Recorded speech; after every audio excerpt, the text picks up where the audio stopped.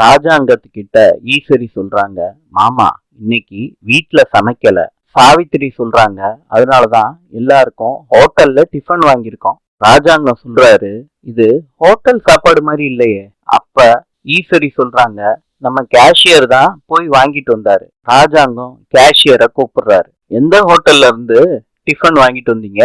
அதுக்கு கேஷியர் சொல்றாரு, நம்ம சேது தம்பி தமிழ்ச்செல்வி அப்பா அம்மாவுக்கு ஒரு ஹோட்டல் ஒண்ணு தம்பி ஆரம்பிச்சு கொடுத்தாரு.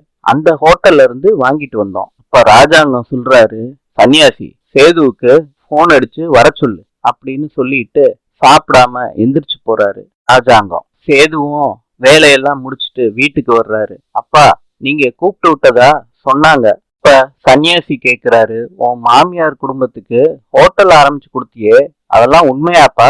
அதுக்கு சேது எதுவும் சொல்லாம நின்னுகிட்டு இருக்காரு. ராஜாங்கம் சொல்றாரு, கொஞ்சம் கூட சொல் பேச்ச கேட்காத சேது என் பிள்ளையே கிடையாது அப்படின்னு சொல்லிட்டு போயிடுறாரு. சேது மனசு உடைஞ்சு போயிடுறாரு. அத நினைச்சு அழுகிறாரு. தமிழ் இத பார்த்து அதிர்ச்சி ஆயிடுறாங்க. இன்று ஜப்பானின் நாணயம் எண். நாளை சந்திப்போம்.